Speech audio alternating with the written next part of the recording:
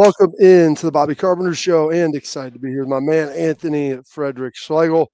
Look at that, Konnichiwa Schlegs, whatever that means. Konnichiwa, baby. Got the meat missile. Honestly, I was feeling hillbilly today, Bobby. I was just like, I was out there. Let me guys tell you something. There's great videos on caulking, and the comical ones, they're quite funny.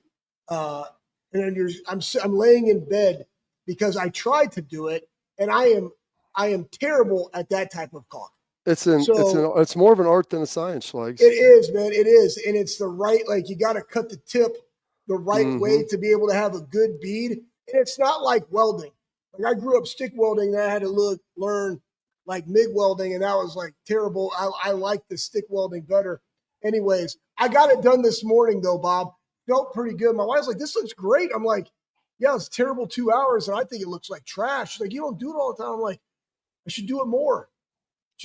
Anyways, well, that's home projects. How do you get better at anything? You got to practice caulking. Bud. That's why then I decided to wear the meat missile T-shirt today because archery season is right around the corner, and I had a young buck on the camera. So, and we got a lot to talk about. We do have a lot to talk about. We got our guy AJ. He's going to be joining us here in a little bit. Second segment. We had to get started a little early. Yeah, but the hawk fly is. I don't know. 12:30. It does 12:30. He'll be ready to go and ready to rock. So we've got that going.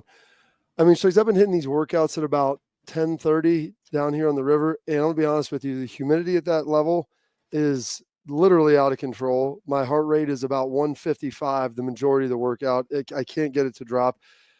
Like I haven't been to a field to be able to practice, running halves. I guess my only solace is the fact that I'm like, hey, I'm training really hard. I've done 2 like 1.5 miles in here, once Monday, once today. I did our driveway is probably about 65 yards long, and it has a little of bit of an incline. So like this legs, I ran 10 sprints on it. Maybe it's like 70 or 80. It's pretty long.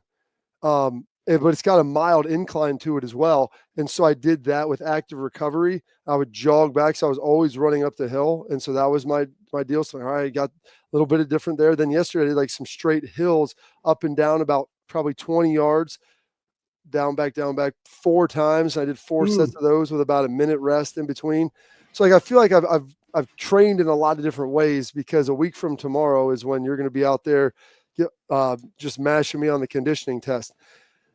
So then last night, we got a chance to go down to the river, which you would love, Schlegs. The guy, look at this. I got my sweet hat on. He said, you're VIP. He goes, everybody that comes down from Columbus, they ask, they're like, hey, Carpenter said you need to go to the river. He said we get some catering. I go, I got a hat for you, Schlegs, so that'll be good. I go, I need to get my man Schlegel down here because he would love it.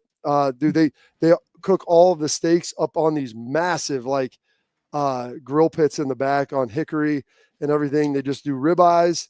They do 16-ounce ribeyes, 16-ounce strips.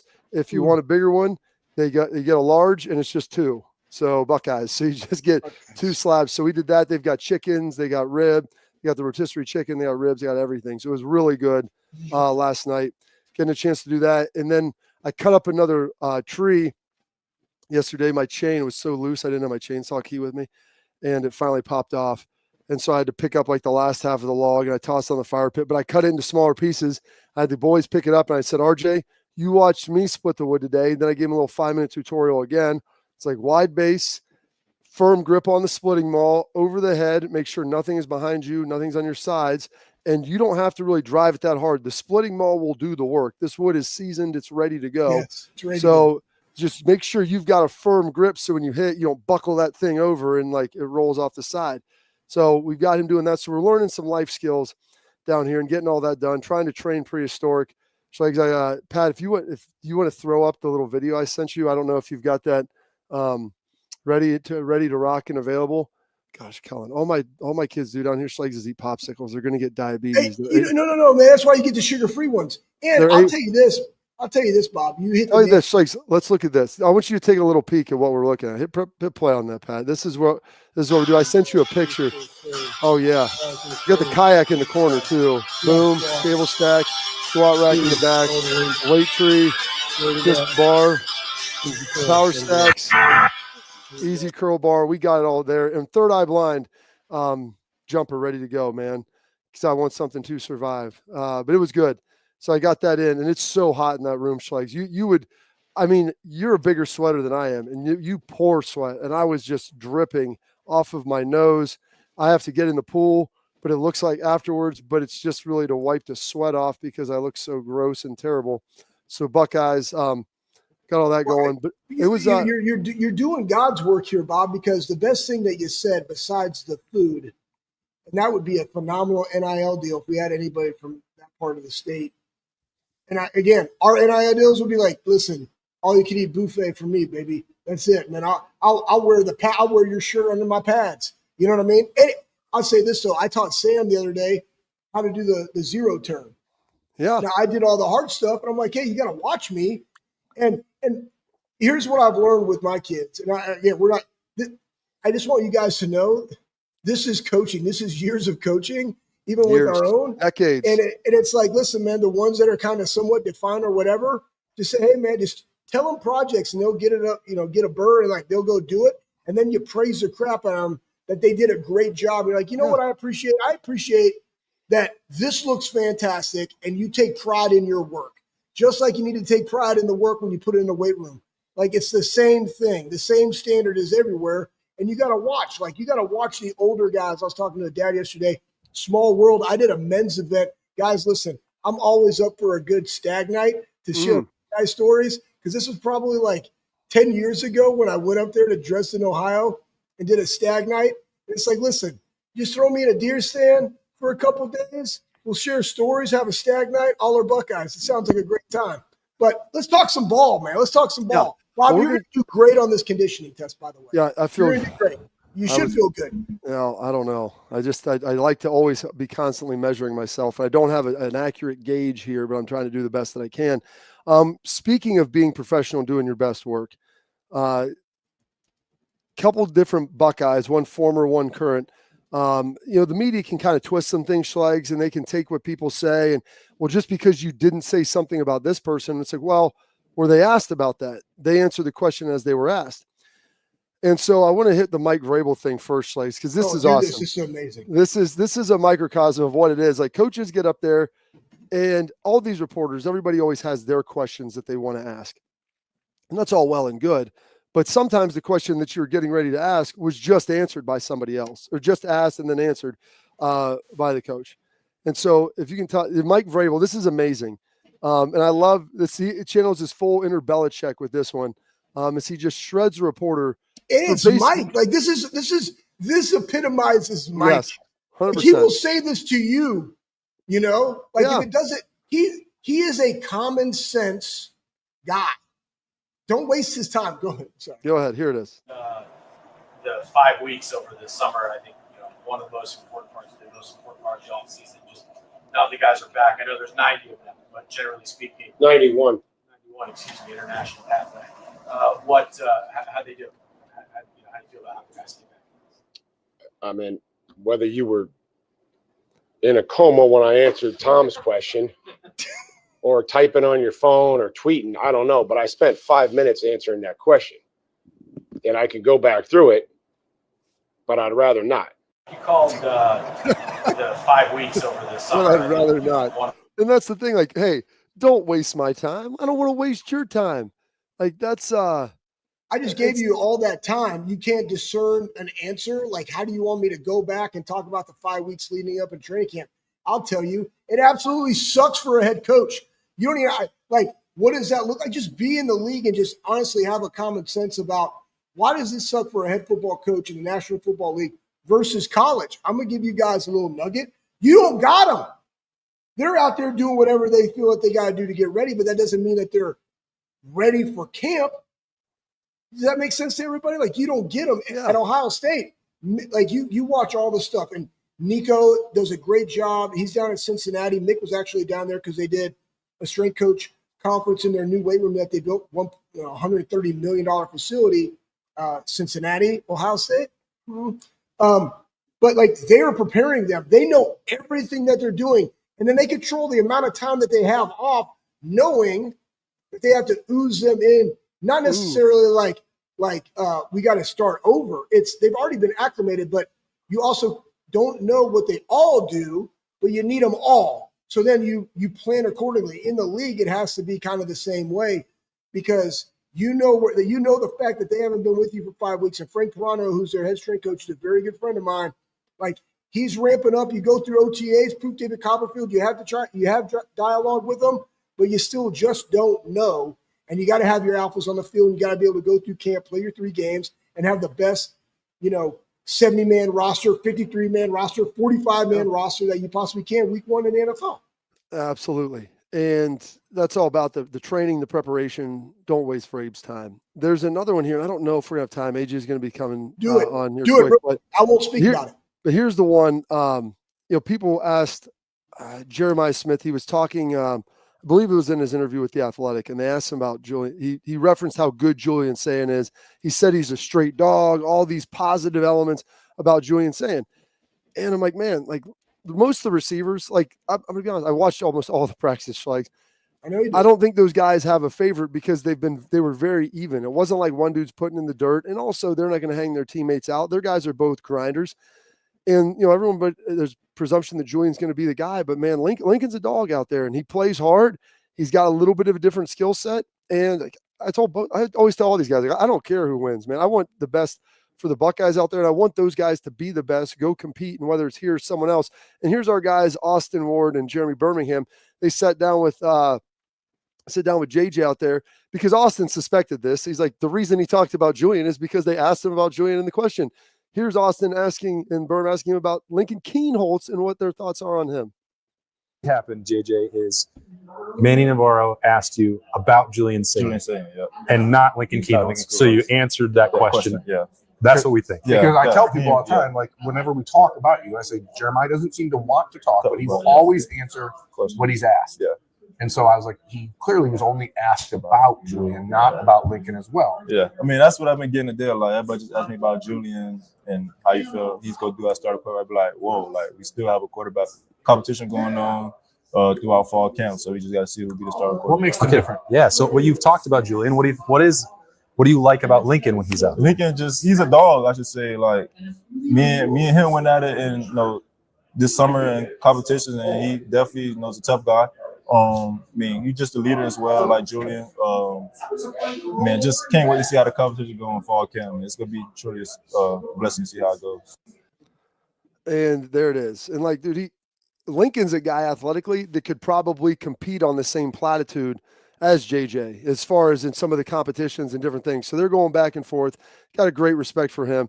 So they still got a quarterback battle going on, folks. And so for everybody that just go ahead. I'm just going to throw this nugget in there.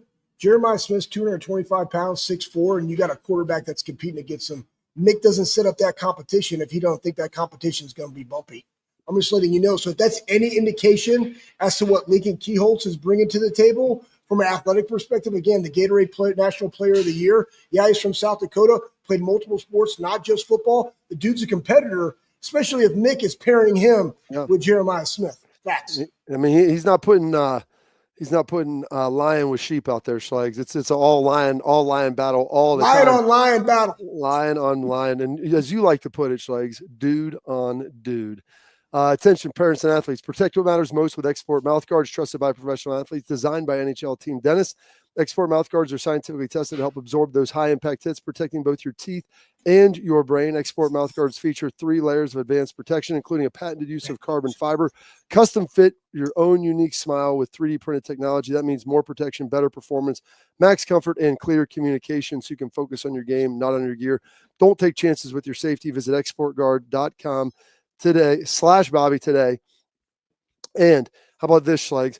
Visit the Armory on August 2nd from 9 to 12. That's next Saturday, and receive 20% off, even better, using promo code XSPORT20 when you schedule your appointment. So go check it out.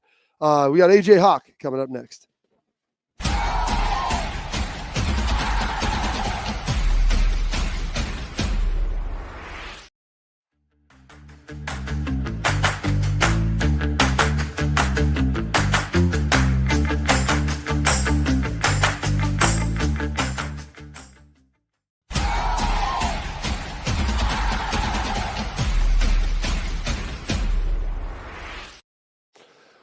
Oh boy, we got a lot of stuff going on today that we can ask our guy AJ Hawk about. It's been a minute since we've got a chance to talk to him. He's been running around. I mean, Indy, getting on, hanging out with Pat.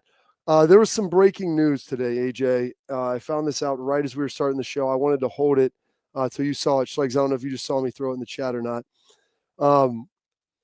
Terry Hogan, better known as Hulk Hogan, Hollywood Hogan, passed away today at 71 years old. I don't know if you had a chance to see that yet.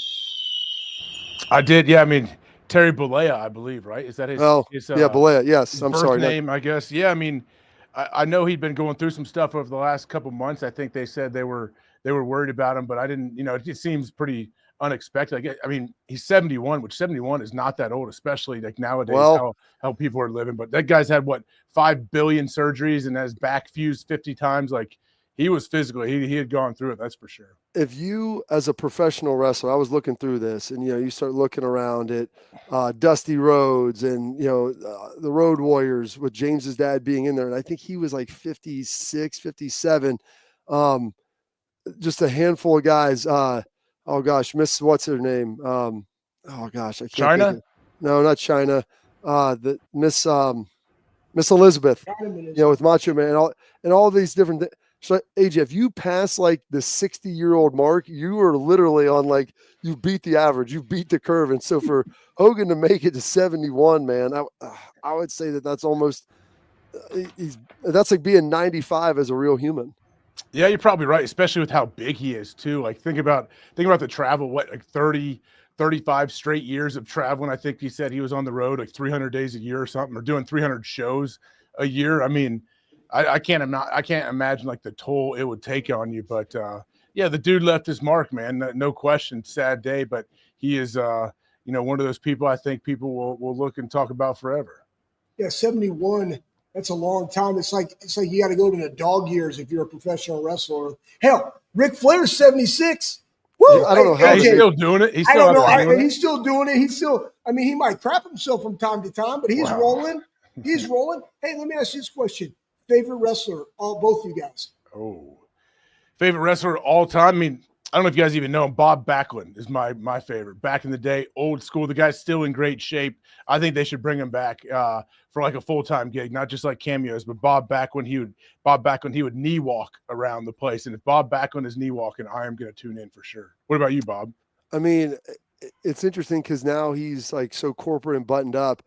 But the guy that I always probably loved the most was Triple H, because he would just his unadulterated use of steroids. I mean, he was the biggest dude I've ever seen in my life. Has he said that? Has he ever said that publicly? Coach, eyes don't lie, okay, AJ? I just want you to think how hard you worked out in your life, and then how big you were able to get, and you were pretty physically gifted. And then I want you to look at Triple H and think what you can do to never get that big. That's not real.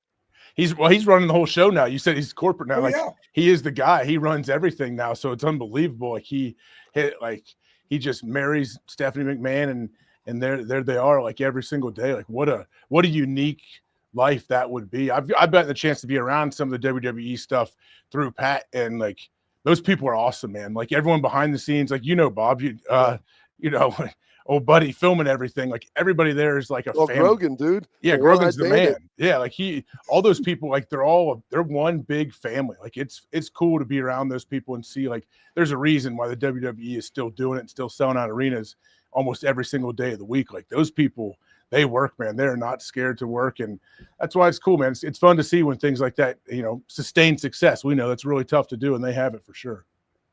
Yeah, Macho Man Randy Savage for me, but I will say going back to Hulk. Oh yeah, I mean honestly, who's the one member who he talked about taking a crap in a hole?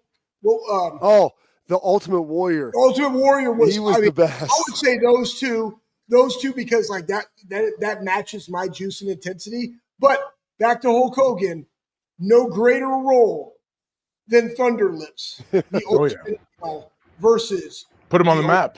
Ball. Unbelievable. Yeah, that put him on the map, man. I know. Haven't you heard? They said like they didn't want him to leave to go film that. I think they were pissed at him when he left to film it, and then all of a sudden, boom, he's like the biggest star on the planet for the next 30 years. Yeah, it's pretty wild. AJ, they've done all these lists. It's list season now. They had media days. You went to Big Ten Media Days your senior year, did you not? I did, yeah. Yeah, you have any fond memories of that? I mean, you and Steve Snapper sharing a room, or I mean, no, we didn't. We got. I actually no. I don't know if I got my own room or not. I think we probably had to share a room with another player. Maybe I shared with Nate Sally. I'm not 100% sure now. I need to room ask or Nate. bed? I need to room, not bed. Oh, Definitely. Listen, but yeah, I don't. You know, tight back budget. then before NIL and everything, I'm sure they had to like. It was weird on what they're like, even if they're allowed to give us a hotel room for that stuff. But it was Chicago back then. I just remember going and getting to hang out with guys from other teams. Like, remember Bazinet, the quarterback, hanging out with those dudes. Like, it was cool to see them. It was one of my first times ever getting to like hang out with them and not just, you know, playing against them. And it was cool, man. It was fun. Now I cannot imagine like the circus atmosphere it is now. I know it's in Vegas. I saw Coach Franklin was talking about that. And he said it's a different feel in Vegas than it was in Chicago. Do you know why did they move it? Why is it out there? Do you know?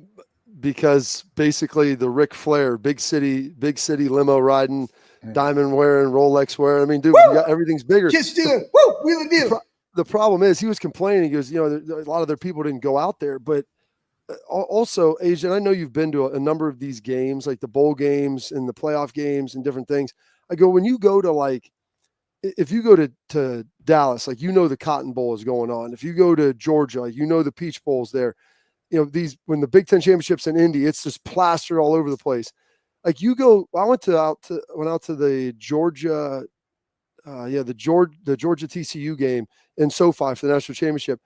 I didn't see like one billboard that the game was going on. Like, no one, like, oh, you're out here. Oh, there's a game going on. Oh, that sounds pretty cool. You know, and I feel like if you're in Las Vegas, like they're all Big Ten's here. Big Ten. What the heck are they doing here? Like, most people probably don't even know that USC and like half of the Pac-12 are in it. So I think that's probably why he's like, it doesn't seem like a big deal, even though they try to make it one.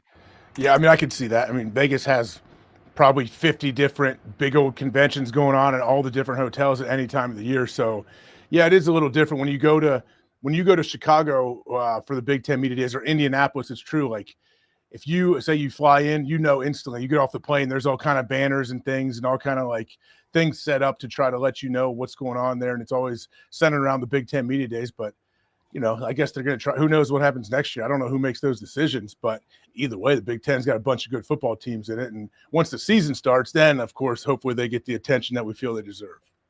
All I know is you guys are talking about Vegas, and I remember we went down to the Fiesta Bowl, and they had a casino, and Gonzo went and just made like $1,000 playing poker. Remember, that was when the World Series of Poker just started coming out. You guys remember that? Oh, yeah. Like, Gonzo is just like this total cerebral guy, like blank face, just making money. Hey, here's another question for you, Age. Boom, we're going to 2025. NFL camps have started. Like, what are you most excited about when you get to talk on the McAfee show? Like, what really juices you up right now? Well, like, we're so early in camp. I know some teams like just got in there yesterday or day before, whatever it is. I love the overreactions to camp reps. Like, you know, people want to, the media wants to grade like one-on-one pass rush, of course. Like, they want to grade that. They want to grade one-on-one DBs and receivers, and then say like, oh, this quarterback was 8 for 8 in 7-on-7, and he was 10 for 10 on air, running routes on air with throwing to his guys. I'm like, all right, my high school coach, I was a freshman in high school, and our coach said, hey, we need to be 100% completion rate when we're routes on air, when there's no defense. So watching people like dissect how a player might be playing throughout like training camp practices, that's some of my favorite things, because yeah, of course you want the guy to play well, but like it's no real indication of how the guy's going to do during the season. Yeah, it's the tracking of the quarterback completion percentages is what's ridiculous, because as you know this, there'll be times where like, hey, we're going to focus on this in 7 and 7 today, or we're going to do this in our team period. And one side may be at a huge disadvantage versus the other. And we call that scripting for success. And it's like, dude, if you don't complete all your balls in this, we're going to do max pressure. And by the way, you're not allowed to hit the quarterback. And so the guy's just standing there with all man-to-man across the deck. He knows he's getting it every time. And you should be able to always have the answer. So it's pretty remarkable stuff. Hey, here's what we're going to do. We're going to take like a quick break, Age, because I want to come back and get your opinion on two things: the Browns uniform release, and then also the top 25 games of Ohio State of the last 25 years. See if any one of those pop into your mind, what your favorites were. We'll get that here coming up next on the Bobby Carpenter Show.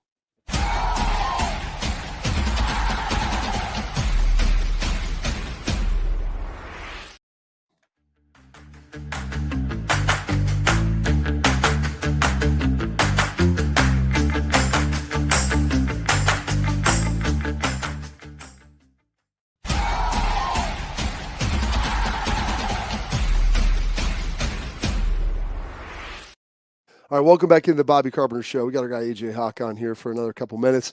Age, did you get a chance to see the Browns' brown helmet release, guy falling off the boat or barge or whatever the heck is going on? I mean, how is that even real? What are your thoughts? Yeah, I mean, okay, it is real, I guess, but what if it wasn't? What if it was set up by them and the guys, hey, we're going to really get some good pub if somebody splashes and falls off this barge? So maybe that photographer guy was just a genius knowing, hey, this will get even more eyeballs now.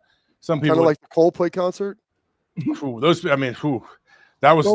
unbelievable how that has spread everywhere. Now every stadium's doing like the Coldplay cam. Like, I don't know if those two people had any idea the impact that was going to have, but it's pretty impressive how it worked out. But so the Brownie the Elf came on the show with Pat. They came into Indianapolis and he had this box and they had this countdown and then they opened it up and presented. We didn't know what was in the box.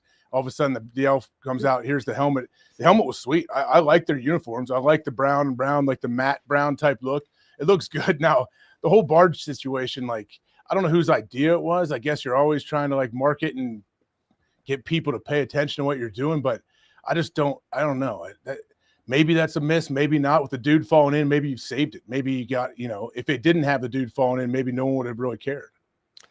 It's probably very true. I'm just looking at them because I think it looked good. I think it was good. I like it. I think it's a good idea. I think they have the right brown because you could go you could be Dookie Brown, but this is a solid one. That almost looks black. That helmet almost looks black, at least on my screen. But I like that it's all the brown pants. And they said this is the first time they've ever had a brown helmet as a Cleveland Brown. So and I think they're wearing them 4 times this year. They said, is that right? I'll take it. Why not? Sell more merch, but sell more jerseys. It's big merch business. Let's have 15 alternate jerseys. I get it. If I was the owner, I'd probably try the same thing. Oh, more merch, the better is what I always say, Age. And then the other we don't have any merch on this show, Bob. Yeah, I know. That's what all the people are saying in the group chat. Okay, well, we'll get. We'll work on that. We'll work on that. Go to the games. Well, I want to go to the games because, Age, you played in a handful of these. You've watched a bunch of them. Maybe give us a couple of your favorite games, either watching as a fan or some of the ones that maybe you got to play in as part of the Buckeyes. Man, honestly, a lot of the games that, like the second half of our freshman season, sorry, Schlegs, you were at the Air Force Academy at the time, but when you go back and look at some of that, like we're winning games like 10-7, 13-9, whatever. Like every game we were winning, it was like the defense is on the field with a minute and a half to go, and if they score a touchdown, they win. I feel like we won like 7 or 8 games like that in that season, thinking like, wow, this would give so many people a heart attack if it was happening today in the low scoring situation about it. But a lot of those games, I mean, obviously I'm thinking Purdue, Craig Krenzel hits Jenkins down the sidelines, holy Buckeye, that whole situation our freshman year. That was just so many different random things like that. But also there's a random, I believe this isn't on any of the all-time games or whatever, but I believe we were playing Illinois our freshman year. I was the center on kickoff return team. And for some dumb reason, I may have told this on this show or not, I thought the guy was going to try to kick the ball at me and hit me, and then they recover it. I decided to square up with the kicker head on. I'm like, here we go. If I'm squared up, I give him my whole body. Every coach will tell you that's the worst idea ever. Obviously, they never told me to do it. For some reason, as an 18-year-old, 19-year-old, I just squared up right over top of the kicker. And guess what? He kicked it right at me, and it clipped me in the heel, and it got me as I was trying to get away. And I hustled, and I got back on the ball. I don't know if I actually recovered it, but I made sure that we recovered it.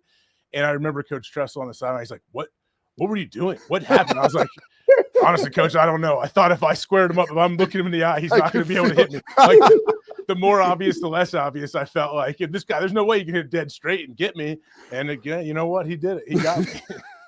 That's the one thing I'll never forget in the NFL, like my rookie year, because I had never done that before. And that was your first time. You brought kickoff return. Yeah. And he's like, turn sideways and get offset. And I'm like, why? He's like, they will hit you with the ball. I was like, come on, man. And my theory was like yours. I'm like, if I'm square, I can avoid it. Like I'll go any way, right, left. I can go any direction. Yeah, I thought that. And then after it hit me, I was like, man, what a dumb idea. Why would I do that? Take off my surface area away and stand sideways. Give them more space. That's he got me, man. Those guys are good. Those guys, those guys are good. I like it that you wanted to make. You remember Water Boy, right? The guy's kicking the onside kick. He's just like going down the line, and then he sees the guy that's like shaking and quivering because he doesn't want a ball kicked to you. And you're like the opposite. Like, I'm going to look him dead in his eyes. Like, you better not kick it at me. He did. You know, like daring him. Though. And then didn't work, unfortunately. Didn't work. Yeah. I mean, I think about that sometimes now. Like, that could have cost us a national championship situation. So amazing. Like, we were up. I don't know how much we were up. We were barely up in the game. Oh, we won that game in overtime. Yeah. What if that's a game we lose? What if we lose that game because I got hit by an onside? Not even an onside. I got hit because the guy, their coach would probably like, hey, we're supposed to kick a deep one. I'm like, hey, this idiot playing center is staring at me front row 10 yards away from me. Of course I'm going to bang this thing right off of him. Oh, that's what my dad, I remember talking to him, you know, like every freshman wants to play more. And, you know, we were kind of playing a little bit. And I remember there was one time against Wisconsin, we were both in there together on defense. And my dad was like, you think that they're going to put you two out there together? He's like, if one of you blows a play, he's like, you're going to have Matt Wilhelm and all the other seniors would be like, you're playing these freshmen who don't know what the hell's going on. They're screwing the game up just so you can get some experience. He's like, it's not like you're winning games 42-14. You blow a tackle, they might be a touchdown, and that might be it for you. So it's a great story, Agent. It's funny because I don't even remember that. You do, because it's much more hyper personal, obviously. To you. Oh, sometimes I think back and I'm like, did that really happen? I'm like, sometimes I hope I have like it was a nightmare or something. It's not. I haven't put up the footage of it. I'm sure someone can find it, or someone will send it to me. But man, yeah, like, what a stupid decision. You live and learn. Luckily, it didn't cost me. Luckily, it didn't cost the whole team, the whole organization, everybody. It affected all the coaches, their whole families. Like, it affect everybody. Hey, you know what? The best mistakes are the ones you can learn from, and it's just a little glancing blow. It's not a knockout punch, if you will. So, Age, we appreciate the time today, sir. I know we got to get on McAfee. That's probably one of the games. We'll throw that back up, Pat. Yeah. We'll talk a little bit more about the top 25 games here coming up. But right now we're going to say goodbye to our guy, Age. We'll talk to you again next week, sir. All right? All right. Thanks. See you guys. See you, buddy. Oh, gosh. That's the stuff that I didn't even remember that. That scared me. That shriek scared me.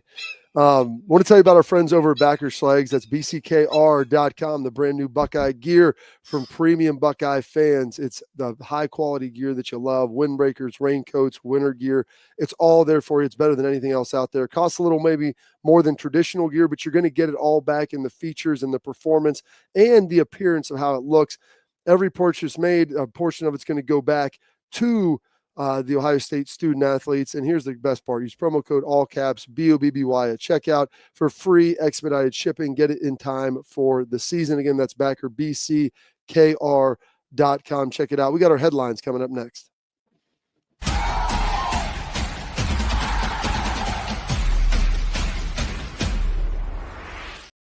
Creative, experience, results.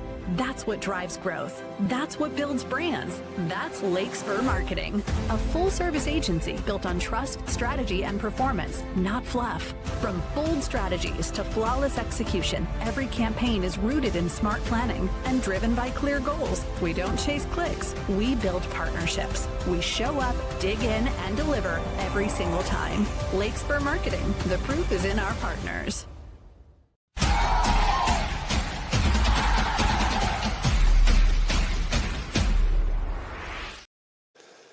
All right.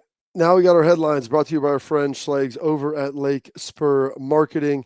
Lake Spur Marketing prides themselves on delivering positive and powerful results. They are a full transparency marketing agency. They'll be with you every step of the way. They're in constant communication with their clients.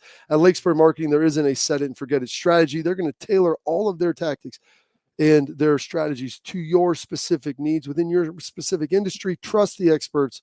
Trust Lake Spur Marketing. The proof is in their partners. Visit lakespurmarketing.com today. All right, Schlags. Bradley pointed out in the chat that I forgot to show AJ the tweet about the guy calling you and Fickle the two biggest idiots in on the team. So we're gonna have to save that for next week. Pat, you're gonna have to isolate that, put it in the chat. Remind us. Put it in the show sheet and then highlight it 18 times to make sure that we ultimately get to it. Because I didn't know Paul. I didn't know Terry Baliga. What is it? Is it Hulk Hogan's birth name? Terry Balima, something like that. I didn't know he was going to die today, Schlegs, and his passing kind of hijacked the show. Here, let's throw those top 25 games up there the last 25 years. As we lean into this, Pat. And so we can talk a little bit about that Illinois game, most likely up there, as well as we start kind of looking through all the different games and everything else. The Notre Dame game, obviously, that was up there in South Bend. I think that one, man, that's 22. I watched the end of that. That was a hell of a drive and a hell of a job. They've got the Rose Bowl, the national title game, obviously, the three of those. And Miami is number one. And I don't know, Schlegs, if that's because that game was just straight fire, because Miami was just an overwhelming favorite, or because Ohio State hadn't won a national championship since 1968. And so when you look at that, we've won 3 national titles this century, in the last 25 years. It had been over 30 since they had won one prior. And so I think that there was just such a buildup around it. And some of those games that are in there, with that Purdue game being a part of it, I don't see that Illinois game on the list.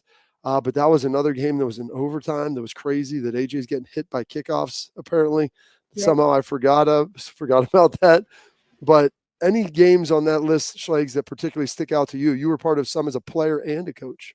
Yeah, I'm just looking at these guys right now. So that Ohio State-Wisconsin game was special just because of how good they were rushing the football and how we needed that to go into the college football playoff, because if I'm not mistaken, we were probably 6, and then we jumped up, if I'm not mistaken, Baylor and TCU to get the 4 spot. And then they had that Sugar Bowl, not even the national championship, because, again, that was Oregon, and we beat the brakes off them, but that was like the second game. I'm just kind of going through these and what I remember. That Purdue game, I remember watching that, though I was at Air Force. The 2006 game of the century was number 5. That was bumpy. That was a good one. They don't have our 2005 Michigan game on which there. Kind of disappointing. I would have said that was probably better than the 04 game, even though they were going to the Rose Bowl and we beat them handily at home. That game was just a comeback, and it was also at Michigan, which in and of itself is difficult to do. But I would go back to the Miami game that you referred to, Bob. I think it was the fact that they were defending national champions. They were the national champions. They were overwhelming favorites in that game, and the way that it transpired in the moments in that game that turned it around. You got to see Grant pressure to end the game. You got Maurice coming back and stripping the ball, on a turnover to get the ball back in that game. You're wearing the white unis in that game. It was just iconic. And Miami was really good at that time. And it was just kind of this Big Ten Midwest versus like skill, and here you go. And it was a great game. Well, I like your opinion on that, because that was you watching it as an impartial observer. You had not yet committed to Ohio State. You were still at Air Force, or maybe you had just left Air Force. No, I was there. I mean, I drank 30 Stones during that game. I mean, I needed the overtime. Not going to lie. I needed the overtime. I had a big meal prior to. But I got her done, and I remember. I mean, again, this is 2002. We played. Drank 30 beers. How much could you have remembered of the game? I remember the whole thing. And I've seen it a bunch. But I remember I was watching this game in Castle Rock at a buddy's house because his parents moved down from Montana, and that was 30 minutes north of the academy, and we were all there. And what did we do to pass the time to get ready for the national championship game? We went and looked at diesel trucks that we were going to buy, once we got into our junior year, and they gave us like this little bonus money. And I was like, man, I'm just going to go buy this diesel. It's going to be fantastic, because I was driving this single cab Chevy pickup truck V6 with KC lights on it. I need something different. And then we had a meal his parents cooked out, and then we watched the game. It was like, who do you got? I was like, I got Ohio State, man. Like, look at that defense. Look at these games. Like, they play ball. I mean, literally. So I'm a fan, casual fan, not knowing anything about y'all. watching that game, and it was awesome, man. It was pretty sweet, Schlegs. And I enjoy, like I said, I enjoy your opinion on it, because then whatever, a couple months later, month or two later, early February, you're coming in on your official visit with us, and the rest. And that was part of it. That was part of it, Bob. You guys played great defense. Like if you're looking, and this was before the portal, guys. So like when you're thinking about, all right, I hopped in my truck, I'm driving from Colorado Springs, going back to Texas. It's like, where do you want to play? I don't know. I really know that they played good defense. There you go. Buckeyes, Schlegs. Call. All right, that's it for our headlines. Coming up next, we got Tailgate Talk. We answer your questions. And there's some fun comments in the chat we'll get to as well coming up next.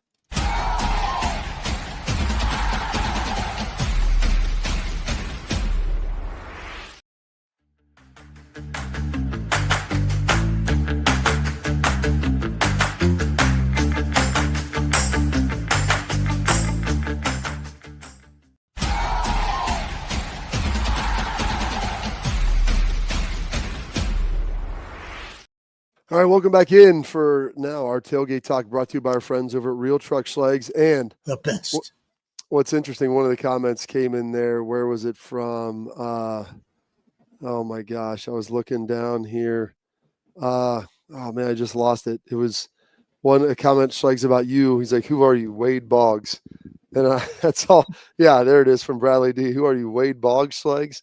Like sitting there just. You've heard that story. In reference to what? In reference to Wade Boggs, what? I guess Wade Boggs in like a cross-country flight from like LA to New York, drank like 50 beers or something like that, like 56 beers. Wade Boggs to me is, remember, Bob, like he wore, it was a picture of him. He had cowboy boots on, jeans, and a V-neck with a sports coat. And I'll kid you not, I think that's classy. Just like I wore shorts, everybody else is sweating their face off at the governor's mansion. I wore shorts and a tucked-in polo and one of those belts that goes in, you know, like click, click, click, click, click, right? That's a nice belt. You know, Wade Boggs is classy, man. Stay classy, San Diego. Well, he is classy, Schlegs. And so he got that going for you. I think tomorrow, Schlegs, we'll get into the defensive backs at Ohio State, what that defensive backfield looks like, how we see that rotation going, and the versatility of what they've got going on over there. Should be a fun one. I think we might be able to have Bill Bender join us as well. Talk about maybe some of the things that the ACC had there, and what, you know, just the comparison between the Big Ten and ACC, who both had their media days this week. I believe this is the last day of the Big Ten media days. I caught a little bit of Dan Lanning yesterday on XM when I was driving around. How was he? He was good. He was good. You know, one of the things he was talking about was pushing the season like back to week 0. And because he was complaining, you know, and people viewed it as him complaining about the bye week and the long layoff, and that's why they lost. And I'm like, there may be a little bit of that in there, but I also appreciate him trying to get control of the calendar and him saying they need to be done that first week of January and not be lingering all the way almost to February.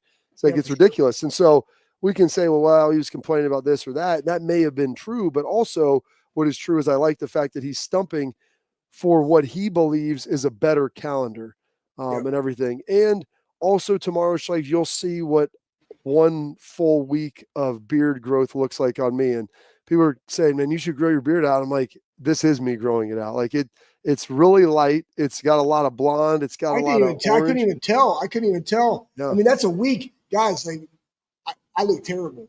I don't like the feel of the beard on my face. It just attracts dirt and oil. And I told my wife, I was like, go get a razor. I may not even have it tomorrow. If she comes back from the store with a razor, it will have been cut off by that point. All right, we're going to put a pin in this. And unless I see any other questions coming through, Schlegs, I don't. We appreciate you guys. Hold on. Hey, how about this, Jeffrey McDowell? How about this? Have a backup question for Mike Vrabel in case he answers the question you want to ask. Dude was unprepared, plain and simple. Jeffrey, that is key. Like when you interview someone, and you know, I've been privileged to get interview a lot of people, and what I like to try to do is make it conversational. But when you're even more of an interview setting like that, where someone's at a podium, you have a list of things that you want to get answered.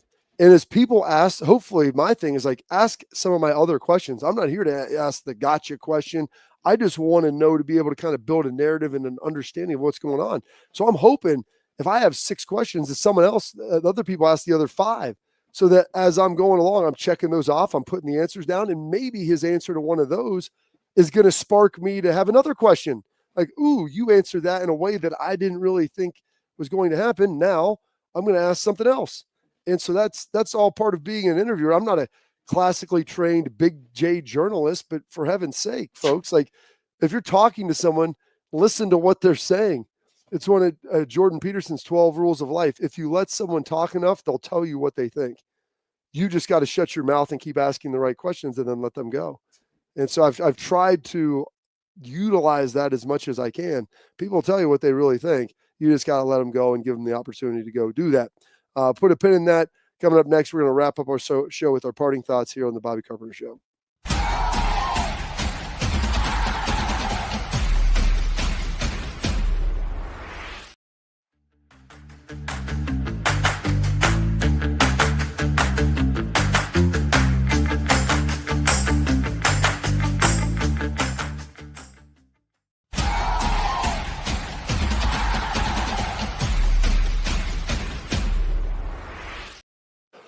Oh, here we go. Love that. Also nice positive about the love the river, Bobby. Meet up sometime. We're down back at the river. Excited for that. I'll be here one more day. And the next week, I'll be back in the friendly confines of Columbus, Central Ohio. But hit us with your parting thoughts, Mr. Hot and Ready. Yeah, exactly. Parting thoughts right here. Read this, guys. Hey, you've heard of gas station ready, Waffle House ready. Stopped in a Little Caesar just trying to get a $6 pizza. It ended up in a full-on action movie. Just as I grab my order, this furious dude barges in yelling about how I cut him off in traffic earlier. Before I can even respond, he throws a punch. But then out of nowhere, the guy behind the counter jumps over it like he's been waiting for this moment his whole life. It just beats the living hell out of the guy. The guy ran off, and the cashier just dusted himself off. I said, "Are you okay, man?" He looked at me dead in the eyes and said, "This is Little Caesars. We always hot and ready." Hey, guys, listen, I might just need to go get there. Pizza, Little Caesar ready. Just something else for you guys. And you can have that little character on there. Amazing. I mean, who was that? Like Clint Eastwood from 1970? Like Kevin S. I mean, hey, when you're slinging pizzas for $6, you never know who's coming in there. 100%. You got to be ready. Absolutely, Schleichs. I just like the fact we always hot and ready. We always hot and ready, baby. That's the best. Hey, that's Little Caesars. That's Anthony Schlegel. That's the Buckeyes. And that is the Bobby Carpenter Show. Always hot and ready. We'll be hot and ready for you tomorrow. So stay locked in, and we'll catch up then.